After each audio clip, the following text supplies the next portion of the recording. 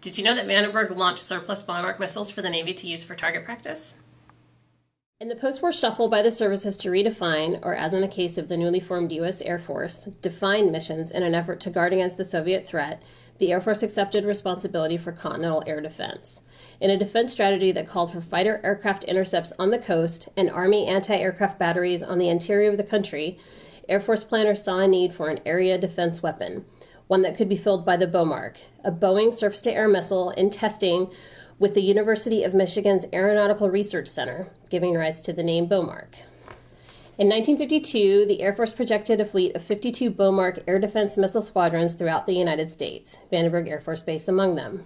Construction began on the first Bomark sites in 1957, but by 1959, the number of proposed sites had dropped to 29.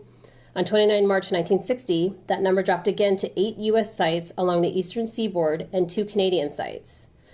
Leadership at Vandenberg received notification of the change on 1 April 1960, along with an order for the Army Corps of Engineers to halt all construction activities at the Bomark launch facility, located near Lompoc-Casmalia Road, just east of the main base access gate. The project, at this point, was nearly 50% complete, with concrete foundations and structural steel in place for many of the buildings, off-site electrical and water facilities complete, and security fencing in place.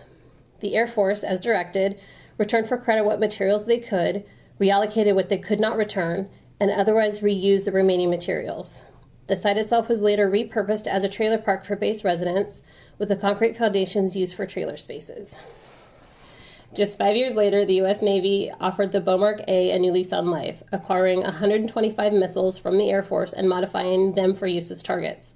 The modified Bomark A weighed about 15,000 pounds, had a wingspan of 18 feet, was 47 feet long, and with a range of 200 miles, it could fly at altitudes of more than 63,000 feet and at speeds of up to 2,000 miles an hour.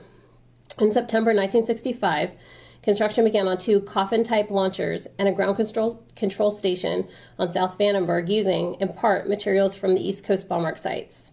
By other surface-to-air capabilities rather quickly, the system proved useful as a target for Navy surface-to-air and air-to-air missile tests, allowing the Naval Missile Center at Point Mugu the ability to offer realistic targeting opportunities that would have otherwise been unavailable.